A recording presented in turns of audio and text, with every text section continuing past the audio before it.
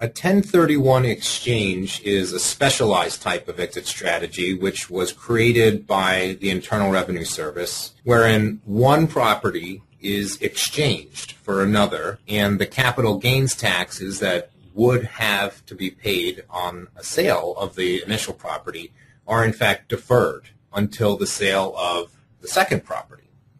What was the impetus behind this relatively complicated option for exit strategies by the IRS?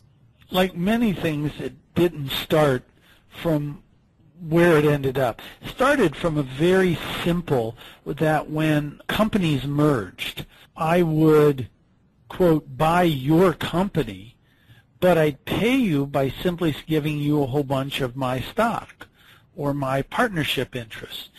So, yes, you may have gotten a gain, but you didn't have any cash. You just had paper that said acquiring company on it instead of the name of your old company on it.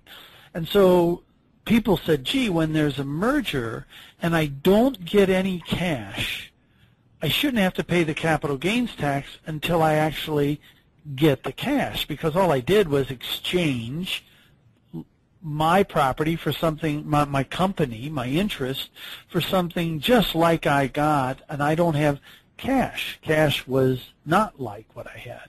And when I get cash, I'll pay my tax. And Congress said, yeah, that makes sense to us. And they implemented legislation really geared towards stock companies doing mergers. And then people started saying, wait. Well, what about us? If I exchange, in our case, property for property, I don't have cash. All I did was change the name on the paper from building A to building B, and only when I get cash should I then really have to pay the tax. And Congress said, well, we never thought about that. And you can imagine there was a lot of lobbying. And then they said, okay, but you got to make sure you end up with a like. So if you own your property in partnership, you got to end up with partnership units, because if you exchanged your partnership units for shares, maybe the shares are more liquid and therefore easier and more valuable. That's not a like to like. And the rules and the nuances then begin to proliferate on this relatively simple idea that says until you get cash, you don't pay a capital gain. But the actual law then becomes incredibly complex and nuanced. And what's really happened in real estate and in other areas is that very rarely do I say, Bruce, you give me your property and I'll give you mine, and it's a true exchange. It's very rare that. More typically what happens is it says, I'm going to sell my building, but give me a few days and I'm going to roll that money right into another property that's pretty much like it in terms of its illiquidity and its risk and its value. And therefore, wait a minute, since all I did was exchange one asset for another, yes, there may have been cash in between for a few days, but that was just kind of a coincidence.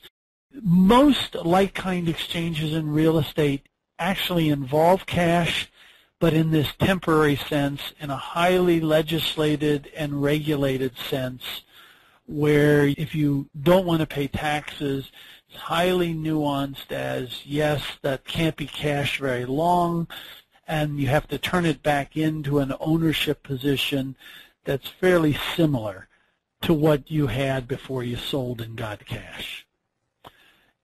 Confusing, complex, and expensive, all designed to postpone paying capital gains taxes, particularly if you've taken a lot of depreciation over the years.